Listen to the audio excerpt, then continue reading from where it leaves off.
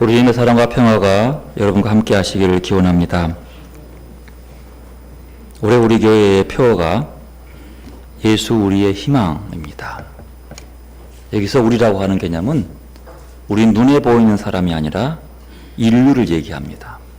예수가 이 인류의 희망입니다. 세상의 희망이 어디 있을까? 강력한 힘에 있지 않고 예수님에게 있습니다. 그러면 예수가 우리의 희망인데 정말로 희망으로 우리가 그 밝은 희망의 꿈을 꾸게 하기 위해서는 어떻게 해야 합니까? 바로 예수를 희망으로 바라보는 우리들이 내가 죽고 예수로 살아가야 하는 겁니다. 내가 어떻게 죽고 예수로 살 수 있는 것일까요? 바로 바울이 말한 것처럼 내가 그리스도와 함께 십자가에 못 박혔다고 고백을 합니다. 십자가에 못 박힌 나. 그럼에도 불구하고 나는 지금 살고 있습니다. 이게 문제예요. 십자가에 못 박아 죽었는데 그래도 지금 나는 살고 있는 거예요. 여기서 살아있다 라고 하는 말은 생존한다는 뜻이 아닙니다.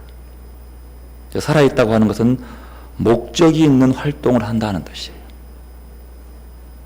십자가에 내가 죽은 사람은 그의 살아있는 삶 속에서 목적이 있는 삶을 살아가는 거죠. 어떻게 십자가에 못 박인 사람이 목적을 위해 살아갈 수 있을까요? 토저라고 하는 신학자는 십자가에 못 박힌다는 것을 세 가지로 설명했습니다. 그분이 우리가 십자가에 그리스도와 함께 못 박힌 게 뭐냐? 그러면서 그 어떤 목적을 향해 나가는 것이냐 라면서 세 가지를 설명했어요. 그분은 첫째로 십자가에 못 박힌 사람은 한쪽 방향만 바라본다고 합니다. 그러면서 그 방향이 어디냐 했더니 십자가. 한 방향, 십자가만 바라보고 산다는 거예요. 십자가 외에는 다른 것을 바라지 않는다고 하는, 그분이 말하는 첫 번째. 두 번째는 십자가에 못 박힌 사람은 뒤로 후퇴하거나 뒤로 돌아보지 않는다는 겁니다. 이게 중요합니다. 십자가에 못 박힌 사람은 뒤로 후퇴할 수도 없고 뒤로 돌아볼 수도 없는 거예요. 그래서 십자가에 못 박힌 사람은 과거가 없습니다. 왜냐하면 과거를 다 어디에? 십자가에 못 박아버렸기 때문이에요. 이해하시죠? 한번 그리스도 안에 있으면 내 모든 과거의 죄가 다 용서받는 거예요. 왜? 십자가에 못 박아버렸기 때문에. 그뿐입니까? 십자가에 못 박아버렸기 때문에 지금 과거를 내가 부끄러워할 것도 없고 괴로워할 것도 없어요. 그것만 아니라 자랑할 것도 없는 겁니다. 이게 중요해요. 십자가에 못 박힌 사람은 후퇴하지 아니하는데 과거에 부끄러워할 것도 없고 괴로워할 것도 없을 뿐만 아니라 더 나아가서는 자랑할 것도 없어야 한다는 거예요.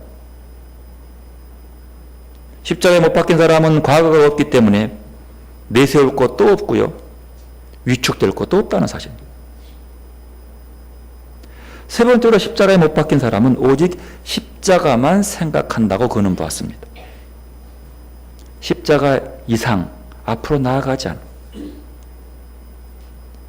십자가에 못 박힌 사람은 주님보다 앞서가지 아니하고 십자가에 못 박힌 사람은 주님보다 위로 올라가려고 하지도 않습니다. 오직 내 곁에 있는 십자가를 지고 주님처럼 묵묵히 골고다의 길을 걸어가는 것. 그렇게 십자가를 지고 나서도 우리는 말하기를 나는 아무 공로가 없습니다. 이렇게 말하는 거예요. 한평생 선한 일을 한다고 해서 내가 잘난 것이 아니라 그것은 십자가의 은혜일 뿐이지 내가 하는 것은 아무것도 없습니다. 이렇게 고백하는 거예요. 십자가의 사람에게는 아무 의도 없습니다. 그저 묵묵히 그 길을 걸어가는 거예요. 그러므로 내가 그리스도와 함께 십자가에 못 박혔다는 이것은 내가 누군지를 바르게 깨달아가면서 알면 알수록 그 십자가의 신비, 신앙의 신비를 깨닫게 되는 것이죠. 예수님께 십자가에 우리와 함께 죽으시고 살리신 것은 이유가 있는 겁니다. 왜 십자가에 나와 함께 죽고 나도 그와 함께 죽고 왜 내가 그와 함께 사는 거예요? 그게 뭘까요? 오늘 본문의 중요한 부분입니다. 육체로 살게 하기 위해서입니다. 그리스도인 각자가 예수와 함께 십자가에 죽고 옛 성품도 죽고 부활하신 주님과 함께 산다고 하는 것은 이제 내가 사는 것이 아니라 내 안에 그리스도가 사시는 거예요. 오직 그분이 사는 것. 이 말씀 안에는 그리스도 안에 누리는 참된 행복이 무엇인가를 우리에게 가르치고 선물하고 있다는 사실입니다. 그래서 이 말씀의 모든 중심의 주제는 누구예요? 예수 그리스도예요. 그리스도가 십자가에 죽었기 때문에 나의 옛 성품도 죽는 겁니다. 나의 옛 자랑도 십자가에 못 박는 거예요. 지금은 그리스도와 함께 십자가를 지고 살아가는 거예요. 당연히 중심이 예수님이죠. 예수님이 분명히 중심인데 더 중요한 것은 오늘 본문에 예수님만 중요한 것이 아니라고 하는 거예요. 아무리 예수님이 중요해도 내가 없으면 그 예수님이 아무 소용이 없는 것처럼 되어버리는 거예요. 여러분 갈라디아장 20절 말씀 속에서 나라고 하는 말이 몇 번 나온 줄 아십니까? 한번 세봅시다. 다시 한번 세봅시다. 여기서 나라고 하는 말이 몇 번 나와요? 한 절에 찾아보세요. 세보세요. 몇 번 나옵니까? 내가 그리스도와 함께 없다니 그런즉 이제는 내가 사는 것이 아니요 오직 내 안에 그리스도 사는 것이다. 이제 내가 육체 가운데 사는 것은 나를 사랑하사 나를 위하여 자기 자신을 버리신 하나님의 아들을 믿는 믿음 안에 사는 것이라. 몇 번 나와요? 6번 나와요. 6번 나오는데 헬라 말을 보면요 7번 나와요. 내용상은 7번이에요. 어디 보냐면 마지막 주에 보면 나를 사랑하사 나를 위하여 자기 자신을 버리신 하나님의 아들을 믿는 믿음 안에서 누가 내가 사는 것이라 이렇게 나와 있어요. 여러분 이 자그마한 한 문장처럼 보이는 한 절에 나라는 말이 7번 나와요. 왜 내가 많이 나올까요? 내가 중요하다는 거예요. 내가 그리스도와 십자가에 못 박힌다는 거죠. 당연히 십자가에는 예수님이 죽었습니다. 그런데 내가 볼 때는 예수가 죽은 것이 아니라 누구와 함께 죽은 거예요? 나와 함께 죽은 거예요. 내가 예수와 함께 죽은 거예요. 누가 죽었어요? 내가 죽은 거예요. 이 말씀을 본 사람은 예수님이 죽은 것으로 끝난 것이 아니라 내가 죽어야 된다는 거예요. 중요한 건 납니다. 내가 죽고 예수로 사는데 예수님이 부활해 사는 것이 중요한 것이 아니라 누가요? 내가 살고 있다는 거예요. 납니다. 내가 예수와 함께 죽고 예수와 함께 사는 거예요. 예수님이 사는 장소가 어디입니까? 나요. 예수님이 살아있는 장소는 나요. 예수님이 누구를 통해 일하는 거예요? 십자가 지고 나를 통해 일한다고 사요. 즉 말하면 내가 없다면 어떤 내가 십자가에 죽은 내가 없다면 예수님이 살 곳이 없어요. 십자가에 죽은 내가 없다면 이 땅에 하나님의 뜻을 이루지 않으신다고 하는 게 중요합니다. 그리고 나서 우리가 좀 말씀해요. 그리고 난 다음에 뭐가 있습니까? 이제 내가 육체 가운데 사는 것은 이렇게 나와요. 아니 내가 지금 내가 십자가에 예수와 함께 죽고 지금 예수로 사는데 그럼 이제 끝나야지. 근데 왜 또다시 이제 내가 육체 가운데 사냐는 거예요. 이게 무슨 말일까요? 여러분 예수님은 내 안에 있습니다. 여러분 믿지요? 내가 예수님 안에 있습니다. 이건 제가 명령하지 않아도 아멘 해야 되는 거예요. 굳이 내가 믿습니까? 뭐 축복합니까? 이렇게 할 때 아멘 하는 것이 아니고 그저 하나님의 말씀 들으면 그냥 아멘 하세요. 그냥 복이요. 굳이 목사가 그냥 막 하세요 이렇게 하는 게 아니고 그런 건 좀 너무 별로 안 좋은 것 같고 스스로 내 속에 다가올 때는 아멘 하는 거예요. 여러분 이것은 중요한 말입니다. 예수님이 내 안에 살아 계십니까? 이거 없으면 그리스도인은 아닌 거예요. 내가 예수 안에 있습니까? 당연한 겁니다. 그러면 됐지. 왜 내가 또 살아야 되는 거예요? 그렇다고 해서 내가 현실적으로 살아있는 것이 아니죠. 즉 말하면 내가 육체 가운데 산다고 하는 것은 육체의 한계와 함께 육체가 주는 기쁨과 슬픔을 지닌 채 살아간다고 하는 거예요.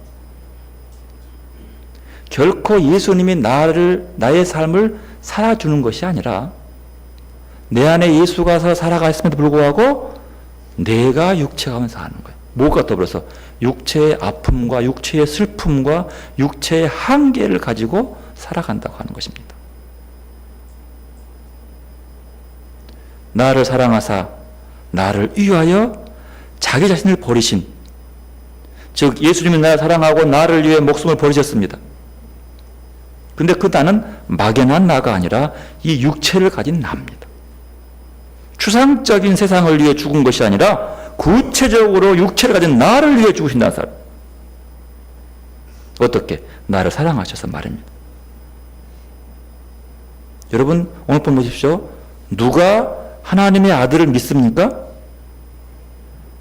내가 믿는 거예요. 마지막에 보십시오. 하나님의 아들을 믿는 믿음 안에서 누가 살아요? 내가 사는 거죠. 이건 내가 들어가야 돼요. 여기서는. 내가 사는 거예요. 누가 믿는? 내가 믿는 거죠. 그리고 그 아들을 믿는 건 내가 믿고 누가 살아요? 내가 사는 거죠. 바로 내가 그 믿음의 주제입니다. 내가 그 삶의 주체인 거예요. 납니다. 더 나아가서 예수님은 나를 떠나서는 아무것도 할 수 없다고 하는 거죠. 그럼 여기서 우리가 좀 알아봐야 됩니다. 내가 육체 가운데 사는 것이 뭐냐 말. 연약한 우리 육신의 문제를 다루고 있다는 사실입니다. 여러분 이 말이요 참 중요해요. 오늘 본문에 보면 이제 내가 육체 가운데 사는 것은요 내용적으로 오늘 본문의 한 가운데 위치합니다. 그리고 한 가운데서도 그 앞에 있는 것, 그 뒤에 있는 것을 구분해야 돼요. 자, 앞에 있는 게 뭡니까? 읽어봅시다. 시작. 내가 그리스도와 함께 십자가에 못 박혔나니 그런즉 이제는 내가 사는 것이 아니요 오직 내 안에 그리스도가 사는 것이라. 이게 앞에 부분이에요. 그리고 이거 뒤에 부분은 뭡니까? 뭐예요? 나를 사랑하사 나를 위하여 자기 자신을 버리신 하나님의 아들을 믿는 믿음 안에 사는 것. 이게 뒷부분이란 말이죠. 이게 뭐냐면 우리가 영적인 나의 과거와 현재를 한마디로 요약한 본문이 이 말씀. 이 말씀 뒤에 오는 것은요. 우리의 삶의 방향입니다. 내가 주님과 함께 죽고 예수로 사는 삶의 방향이 뭐냐면 뒤에요. 하나님의 아들을 믿는 믿음 안에 사는 거예요. 이게 방향성이에요. 앞부분은 우리의 삶의 근거입니다. 삶의 기초예요. 뒷부분은 우리 삶의 목표입니다. 이 두 개를 분명히 해야 돼요. 앞부분은 그리스도로서 내가 사는 이유예요. 이유지만 뒷부분은 내가 기독교인으로서 우리가 사는 목적입니다. 그 한가운데 뭐가 있어요? 이제 내가 육체 가운데 사는 것은 있는 거예요. 이 육체 말이에요. 그러니까 이 육체가 참으로 중요한 겁니다. 나는 여전히 예수의 십자가에 못 박아 죽고 예수 사람에도 불구하고 나는 이 육체를 그대로 가지고 사는 거야. 그리고 목적을 향해 나를 위해 죽으시고 사랑하신 그 하나님의 아들을 믿는 믿음으로 내가 이 육체를 가지고 살아가는 거예요. 이게 삶의 방향의 목적이에요. 여기가 다 나와 있어요. 우리의 삶의 기초, 기본, 삶의 목적. 그런데 내가 특별한 게 아니라 그냥 그 육체를 가지고 그 뜻입니다. 우리가 예수와 함께 십자가에 죽었을 때에 우리 육체도 죽었습니다. 예수님이 우리와 안에 산다고 할 때도 우리 육체가 살아있는 겁니다. 우리가 하나님의 아들을 믿는 믿음 안에 산다고 할 때에 우리 육체 안에 사는 겁니다. 예수가 살 때 우리 육체 안에 살고 있는 거예요. 그리고 우리가 예수를 위해 사는 것도 모두 육체 안에서 이루어지는 거예요. 육체가 예수님이 우리 안에 사는 공간입니다. 육체가 우리를 통해서 예수님의 일을 이루시는 공간이 우리 육체라고 하는 거예요. 육체. 그러면 육체가 뭡니까? 여러분 성경은요 육체와 우리 몸을 구별하고 있어요. 육체의 부분이 참 중요해요. 육체와 몸을 구분해요. 이건 분명히 이제 우리말은 또 조금 다르지만 구체적으로 헬라 말로 다르고 영어도 달라요. 영어는 이제 성경 번역할 때 우리 몸 그러면 body라고 하거든요. 영어로 하면은 육체를 할 때는 꼭 플래시를 써요. 살덩어리 이렇게 얘기하는 거예요. 그게 뭔 차이인가 모르겠지만 하여튼 그렇게 구분해서 나옵니다. 그럼 이걸 그냥 두지 말고 성경적으로 한번 그 부분을 찾아봐야 돼요. 여러분, 우리 눈에 보이는 것만 육신이 아니라는 거죠. 눈에 보이지 않는 것이 더 큰 문제를 일으키는 거예요. 눈에 보이는 우리 육신이 있잖아요. 이 몸, 오장육부 다 눈이에요.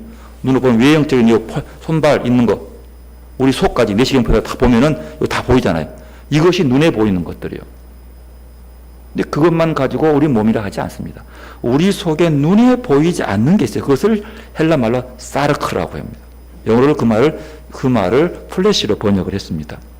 이걸 우리말 성경은요, 육신, 육체, 지체, 그 다음에 죄의 소욕 이렇게 번역을 했어요. 이 사르크라는 헬라 말을요. 즉 말하면 우리 속에 죄를 만들어내는 죄의 속성이 있는데 그것을 헬라 말은 사르크라고 했어요. 죄의 뿌리가 있다는 거예요. 그건 눈에 안 보여요. 그것이 육체라고 하는 거예요. 그래서 로마서 7장에 보면 바울이 말합니다. 오라 나는 공고한 사람이로다. 이 사망의 몸에서 누가 나를 건져내랴. 이 사망의 몸을 할 때 이것을 사르크하는데 죄를 만들어내는 그 몸, 그 육체 그걸 얘기해요. 예수로 죽고 십자가에 죽고 예수로 사는 사람에게도 똑같이 죄를 만들어내는 육체가 있는 거예요. 좀 안 그러면 좋을 텐데 말이야. 한 번에 끝나면 좋을 텐데 그게 살아있는 거예요. 그걸 살아가야 한다는 거예요. 이게 골치 아픈 겁니다. 즉 말하면 우리 몸에서 죄를 만들어내는 창고가 있어요. 그것을 육체라고 하는, 오늘 본문에 나오는 내가 육체 가운데 사는 것은 그 말은 뭐냐라면 내가 죄를 만들어내는 눈에 보이지 않는 그 육체 가운데 사는 것은 그 뜻이에요. 이야, 이럴 수 있냔 말이죠. 그렇다면 왜 하나님께서 그런 육체를 주었냐는 거예요. 왜 줘요? 육체가 우리에게 그다지 좋지 않고 죄만 만들어내는 건데 왜 주냐는 거예요. 여러분, 우리가 주신 이유가 세 가지가 있습니다. 첫째요, 하나님께서 이 몹쓸 육체를 만드셨다고 하는 거예요. 이 몹쓸 육체를 만드셨어요. 그것도 정성껏 만드셔서 하신 말씀 뭐라고 했어요? 보시기에 참 좋았더라 그래. 그것도 보기 좋다는 거예요.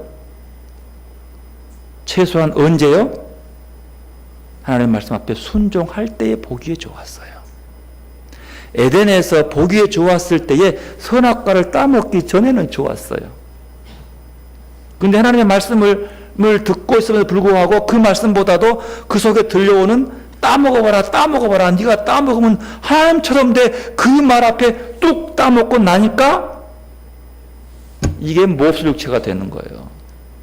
물론 하나님은 그 몹쓸 육체도 사랑하십니다. 보기에 참 좋을 때는 순종할 때였어요. 말씀에 순종하지 아니하고 보역하니까 좋은 것이 아니라 하나님 마음 아프게 하는 거예요. 짠하게 만든 거예요. 저거의 그 진리를 모르네, 이렇게 만드는 거예요. 두 번째로 참 중요한 육체는요, 바로 하나님의 아들이신 예수님이 그 육체를 입고 태어났다고 하는 거예요. 우리와 똑같은 성정을 가진 그 육체 말이에요. 죄를 만들어낼 수밖에 없는 그 육체를 가지고 태어났어요. 근데 예수님은 죄를 짓지 않았다고 하는 거예요. 이게 중요합니다. 예수님이 이 땅에 태어날 때는요, 그 육체를 가지고 태어나신 거예요. 보시기에 좋았더라 하는 거죠. 예수님 죽기까지 그렇게 순종하며 살았다는 거예요.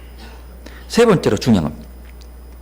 이 육체가 소중한 것은요, 바로 그 안에 성령님이 거하시기 때문입니다. 하필이면 이 육체가 좀 좋을 때가 아니라 그 죄를 지을 수밖에 없는 육체 속에 거하신다는 거예요. 이게 참 좋은 거죠. 고린도전서 6장 19절 말씀. 너희 몸은 너희가 하나님께로부터 받은 바 너희 가운데 계신 성령의 전인 줄 알지 못하느냐. 여전히 죄를 짓고 있는 그들에게 말해요. 야, 이 사람들아, 그 육체 그 죄를 만들지만 성령이 네 안에 네 모르냐 그 말이에요. 그걸 얘기하는 거예요. 여러분, 몸은 죽어 없어져야 하는 것이 아닙니다. 아주 소중한 것입니다. 하나님이 직접 만드시고 그 안에 뭘 주었어요? 성령을 주시는 곳이에요. 예수님이 바로 그 육체로 살고 그 육체 가운데 죽고 그 육체로 부활한 것처럼 우리도 이 땅에서 그 육체로 살고 그 육체로 죽고 그 육체로 부활하는 겁니다. 우리 육체는 썩어 없어지고 말 허무한 것이 아닙니다. 성령님이 그 안 소중한 것이에요. 그러니까 여러분, 주님이 재림하실 때에 누가 일어나요? 누가 일어나요? 제일 먼저? 죽어서 무덤에 사람이 먼저 일어나요. 육신은 썩어서 흙으로 돌아가지만 다시 부활한다는 거예요. 그 육체요. 그 죄덩어리가 말이야 죽어서 영혼만 천당 가면 좋을 텐데 주님이 다시 오시면 그 무덤에 묻힌 자들이 다시 일어난다는 거예요. 그것이 성경에 나오는 그 육체는 중요해요. 쉽게 깨져버린 틸그릇 같은 이 몸뚱아리 말이에요. 병들어 죽기도 하고 죄로 죽기도 하고 사고로 죽기도 하고 이 몸뚱아리를 이 육체를 하나님이 사랑하시는 거예요. 물론 그 영혼도 마찬가지지만 깨지기 쉬운 지울 같은 이 몸에 우리 성령이 살아계십니다. 여러분, 이것은 아멘 해야 할 자리예요. 바로 이 썩을 육체 속에 성령이 살아계세요. 중요해요. 그래서 바울은요, 내가 육체가 사는 것이라고 말할 때에 육체의 두 가지 측면 기억하십시오. 육체의 소중함과 육체의 죄악성을 다 드러내고 있습니다. 육체의 소중함, 성령이 살아계신, 예수의 영이 살아계신 곳, 소중한 것. 그리고 여전히 그 육체에 뭐가 있어요? 죄를 지을 수밖에 없는 것. 이 두 개가 함께 있어요. 그래서 이제 내가 육체 가운데 사는 것은, 그 말은 성령의 전인 것도 거룩하고 소중하지만 죄 지을 수밖에 없는 그런 못된 것도 함께 지니고 있는 것은 그 뜻이에요.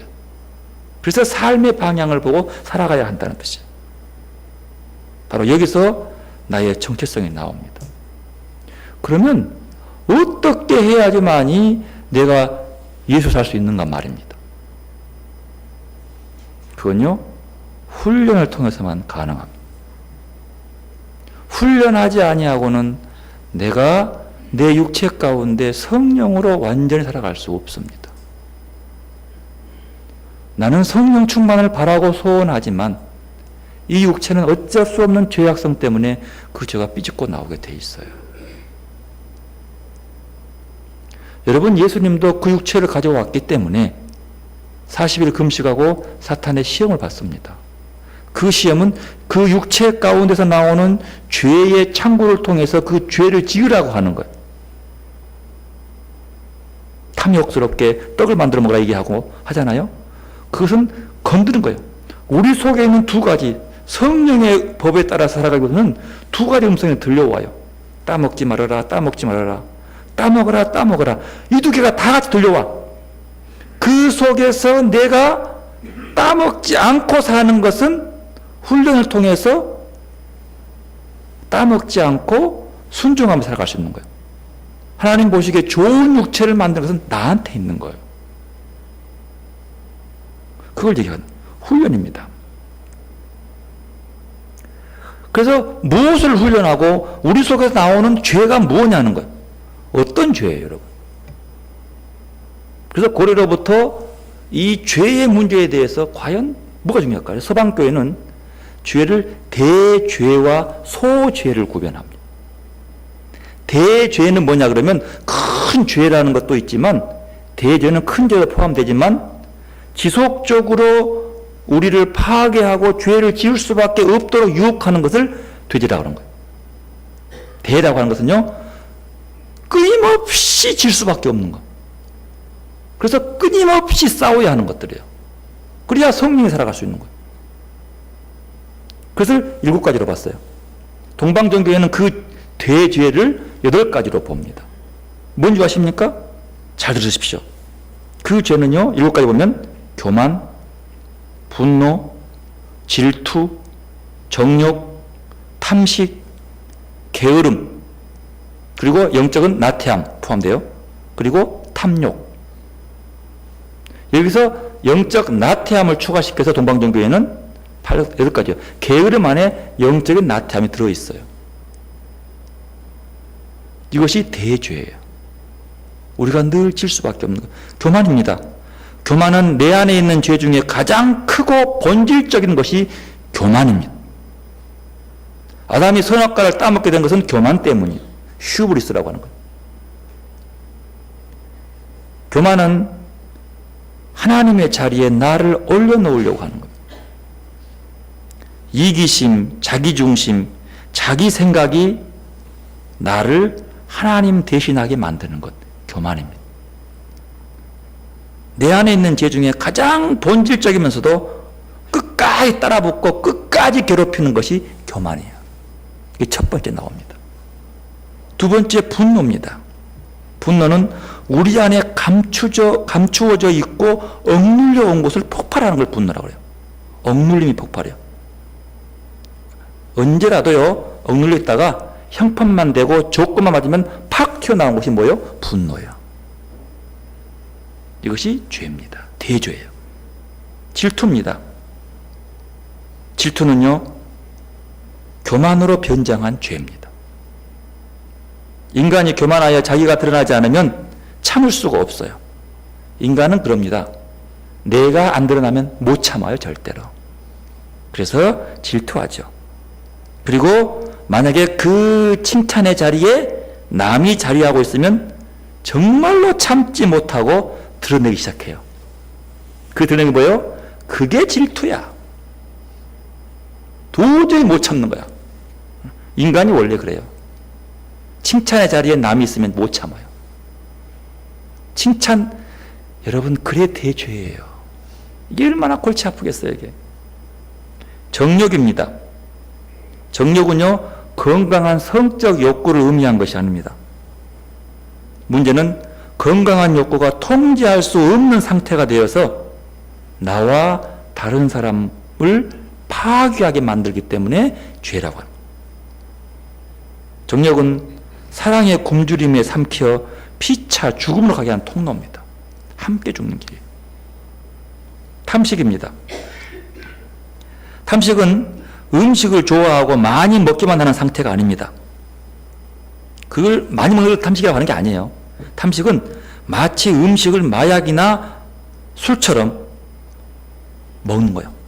현실 도피적인 것으로. 그래서 스트레스 받으면 막 먹은 사람들 있죠. 그걸 탐식이라고 그래요. 옛날에 로마 사람들은요, 많이 먹고 귀족들은요, 토하는 것을, 많이 먹고 토해내는 것을 굉장히 큰 자랑으로 여겼대요. 이걸 탐식이라고 그래요. 막 귀한 음식 먹으면서 막 먹고 토하고 막 그런 것들. 게으름입니다. 게으름, 영적 태만 두 개를 함께 말하죠. 게으름은요, 아무것도 하지 않는 상태를 말하는 것이 아닙니다. 게으름은 그것이 옳고 필요한 줄 알면서도 하지 않는 거예요. 영적 태만은 분명히 해야 할 줄 알면서도 하지 않는 겁니다. 그 일이 필요해. 이 교회에서 주일을 해야 될 수밖에 없어. 하지만 이런저런 핑계대고 이런저런 일 때문에 하지 않는 것을 나태함이라고 해요. 그걸 게으름이라고 하는 거예요. 선한 목적을 위해서 자신을 깨울 수 없는 상태, 즉 영혼이 마비된 상태, 그것을 게으름, 나태함이에요. 그게 대죄예요. 마지막으로 탐욕입니다. 이것은 건전한 욕망이 아닙니다. 건전한 욕심은 필요한 겁니다. 하지만 내가 많이 갖고 있음에도 불구하고 더 많이 가지려고 남을 해롭게 하는 거예요. 이걸 탐욕이라고 하는 거죠. 있음에도 불구하고 더 누리기 위해서, 더 칭찬하기 위해서 남을 해롭게 하는 걸, 이걸 탐욕이래요. 탐욕은 결국 교만으로 가게 되는 겁니다. 이제 내가 육체 안에 사는 것은, 이 말씀이란 우리가 그리스도와 함께 십자가에 못 박아 죽고 예수로 산다 하더라도 늘 이 대죄와 함께 산다는 뜻입니다. 늘 그런다 거예요. 그래서 이 대죄와 함께서 이것과 싸워서 이겨야 되는 거예요. 어떻게? 그래서 예수로 싸우는 거죠. 십자가라서. 십자가 바라보고서는 그걸 짊어지고 가야 되는 거예요. 육체로 사는 거예요.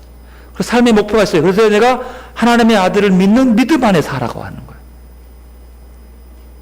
여러분, 오늘 본문 마태복음 8장을 보면은요, 마태복음 8장 속에서요, 중요한 부분이 있습니다. 오늘 본문에 보면은 그 얘기 나오죠. 여러분, 마태복음 8장과 9장은요, 믿음의 문제를 다루고 있습니다. 믿음이 뭐냐고 하는 거예요. 특별히 오늘 본문에 나오는 이 중요한 부분은 잘하는 거예요. 예수님께서 이제 배를 타고 건너가는데 폭풍이 일어났어요. 주무시고 있는 거예요. 왜 폭풍에서 막 죽게 되었다고 발버둥을 칩니다. 여러분, 여기서 우리가 영적 진리를 배울 수 있어요. 먼저요, 첫 번째 중요한 부분은요, 예수님이 배 안에 계심에도 불구하고 폭풍이 부는 거예요. 근데 그 폭풍이 너무 심해서 죽을 지경이야. 여러분, 보통 우리는 그렇게 생각하지 않죠. 예수님이 함께 있으면 모든 것이 만사형통, 풍랑잔잔케 하시고 모든 것이 잘 될 거라고 믿습니다. 그렇지 않다는 거죠. 예수님이 그 배 안에 계셔도 배가 풍랑을 만나서 곧 넘어지게 된다는 사실이에요.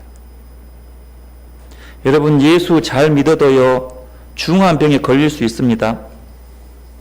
예수 잘 믿어도요, 사업에 실패할 수 있습니다요. 더 나아가서 낙심할 수도 있습니다. 그뿐입니까? 예수 잘 믿어도요, 사람과의 관계 때문에 상처 입을 수도 있습니다. 풍랑이요. 인생의 풍랑. 인생을 지나가는 항해 속에서 예수와 함께 있다 하더라도 이런 풍랑을 만날 수밖에 없는 거예요. 그것을 하나 배울 수 있는 거죠. 그러나 중요한 것은 예수님이 배 안에 함께 있으면 절대로 파선하지 않는다고 하는 거예요. 설사 파선한다 하더라도 주님이 건져준다는 사실이에요. 이게 예수와 함께 있는 모습입니다. 두 번째로요, 예수님이 풍랑이 있는데도 주무시고 계시는 거야. 아무 역사도 안 해. 주무시고 계셔. 쟤들이 뭐였어요? 들고 깨운 거야. 깨워서 풍랑을 잔잔케 했습니다. 깨워서. 그러면서 말하기를, 아이고, 이 믿음 없는 사람아. 믿음 없는 사람아. 제 아들이 못 믿은 거예요? 3년 동안 함께 있는 제 아들이에요. 왜 믿음이 없어요? 많이 배웠어요. 왜 믿음이 없어요? 근데 믿음이 없다고 하는 거죠. 어떤 믿음이요? 예수를 깨우는 믿음. 여러분, 우리 안에 예수님이 거하십니다. 주무시고 계시면 풍랑이 일어날 때에 힘들어요. 내가 해보려고 노력하고, 제 아들 중에 백군일만 말해요. 어부들 얼마나 많아요. 그거 별별 방법 다 했어요. 안 되는 거야. 그리고 죽을 것 같으니까 예수님을 깨우는 거예요. 내 인생 속에서 여러분, 예수님이 내 안에 주무시고 계시는데 해보려고 발버둥 치고 할 때까지 해보고 예수님 편히 주무시게 하려고 막 물도 퍼내고 별짓 다 하십니까? 깨우셔야 되는 거예요. 내 안에 계신 예수님을 깨워야 되는 거예요. 그래야 예수로 사는 거예요. 풍랑 만날 때만 깨운 것이 아니라 풍랑 안 만날 때도 깨워야 하는 거예요. 그걸 배우는 거죠. 그럼 믿음이란 게 뭐예요? 예수를 깨우는 거예요. 훈련이란 게 뭐예요? 내가 육체 가운데 사는 것은, 훈련의 것은 하나님의 아들을 믿는 가운데 내가 사는 것이라고 말했습니다. 그 아들을 믿는 가운데 내가 사는 것은요, 그 풍랑에서 깨워야 되는 거예요. 그리고 그리고 주님이 일하게 만드시는 거예요. 내 인생 속에 살아가면서 육체가 살 수밖에 없어요. 교만하고요, 뭐 분노하고요, 별의별 죄를 질 수밖에 없어요. 주님을 깨워야 합니다. 다시 말합니다.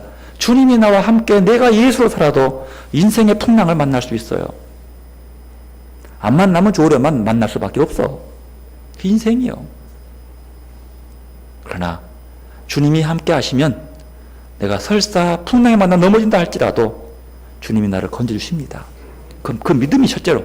두 번째 믿음은 깨워야 되는 거예요. 그리고 주님과 함께 동행하는 겁니다. 지금까지 훈련해 왔습니다. 제 아들은 그러나 아직까지도 그 훈련에서 익숙하지 않습니다. 여러분, 우리가 육체 가운데 살아가면서 진정한 목표, 그 아들을 믿는 믿음 안에 살기 위해서는 훈련해야 합니다. 우리 교회도 그래서 훈련하고 있습니다. 모든 공예배 참석하는 것 훈련입니다. 새벽기도에 오는 것 훈련. 여러분, 훈련이요. 기도하는 것, 찬송하는 것 다 훈련입니다. 영적인 사람들은 이 훈련해야 되는 거예요. 이것만 가지고는 부족합니다. 우리 교회는 그래서 또 하나 있죠. 모든 교회가 참 기본적인 훈련이에요. 감사일기를 써보자. 훈련입니다. 감사일기를 쓰면 하나님 만나게 돼 있어요. 뭐에 감사해요? 은혜에 감사하는 거예요. 은혜를 헤아리면 주님과 동행할 수 있어요. 그리고 나의 부족함을 알 수 있는 거예요. 그래서 감사 노트를 쓰는 겁니다. 훈련이에요. 훈련하지 아니하면 나는 육체 가운데서 두 속에서 죄악성으로 넘어갈 수밖에 없는 겁니다. 훈련해야 되는 거예요. 또 공통적으로 우리 맥체인 성경 기표에 따른 성경 읽기를 합니다. 말씀을 읽으면서 깨닫고, 말씀을 읽으면서 나의 부족함을 알고, 회개할 줄도 알고, 감사할 줄도 알고, 말씀을 통해서 바른 길로 갈 수 있는 것, 함께 하는 겁니다. 그래 동참하는 거죠. 그래 일기가 필요하고 필요하는 겁니다. 좀 더 심화 과정으로 더 깊게 주님과 동행하며 24시간 주님만 바라보게 하기 위해서 이 감사의 일기는 결국 영성일기로 발전하게 될 겁니다. 자기를 돌아보고 날마다 주 안에서 감사를 살아가는 영성일기로.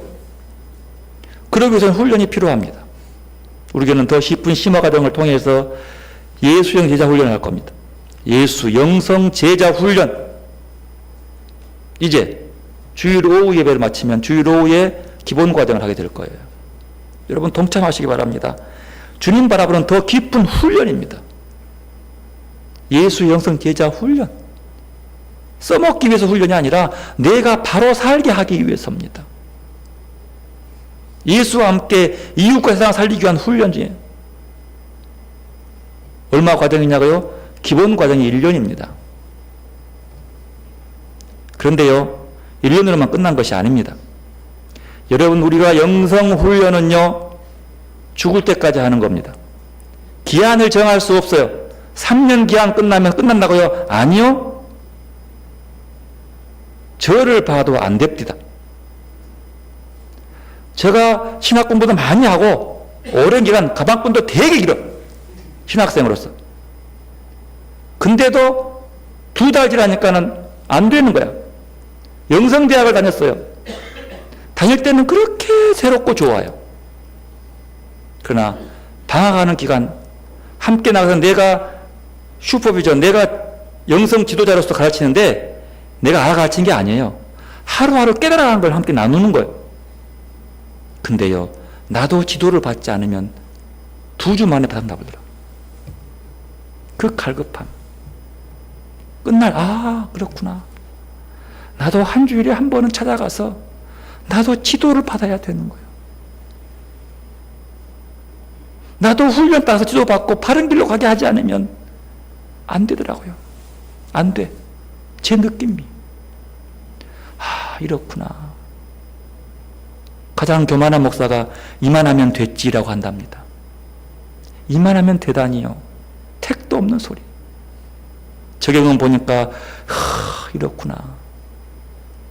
또 가서 지도받고 보따리 싸러 가가지고 또 한 번 가서 무릎 꿇고 배워야 되고 무릎 꿇고 내 사정을 아뢰고 도움받아야 되고 이것이구나. 끝이 없는 것이구나. 그래서 우리는 지도자반을 합니다. 이미 3년 동안 했기 때문에 훈련 함께 온 사람들은 이미 지도자급이에요. 지식적 모든 면으로. 하지만 그걸로 끝나지 않습니다. 계속 반복하고 나눌 겁니다. 올해는 목요일 밤에 한데 시간 조정할 수 있습니다. 어떻게 할까요? 올해는 더 깊은 기도 학교를 하게 될 겁니다.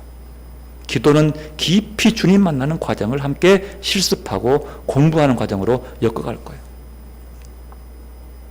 상반기 12주, 하반기 12주. 여러분 함께 동참하십시오. 그리고 나서 수요 성경 공부반 있습니다. 그건 성경을 깊게 보고 주님 만나는 과정인데 특별반입니다. 특별히 수요일 오전에 하는 반. 우리 구역을 담당하는 모든 분들, 그 외에 관심 있는 분들, 말씀 속에서 주님 찾아가는 과정들을 함께 나누면서 우리의 삶과 결부시켜서 훈련하는 과정들입니다. 여러분, 이렇게 날마다 우리의 삶 속에서 훈련하며 내 속에서 계신 주님을 깨우고 성령으로 살아가는 여러분들이 되시기를 바랍니다. 내가 육체가 사는 것은 살든지 죽든지 내 육체에서 그리스도가 존귀하게 되게 하는 것. 왜냐하면 이 땅에서 우리가 몸을 지니고 있기 때문입니다. 그러기 위해서 여러분, 우리는 늘 깨어서 기도하고 훈련해야 하는 거예요. 이제 내가 육체 가운데 사는 것은 나를 사랑하사 나를 이유하여 자기 자신을 버리신 하나님의 아들을 믿는 믿음 안에 사는 것이라. 이 고백이 여러분의 고백이고 삶이고 일기이기를 바랍니다. 우리 함께 기도하겠습니다. 말씀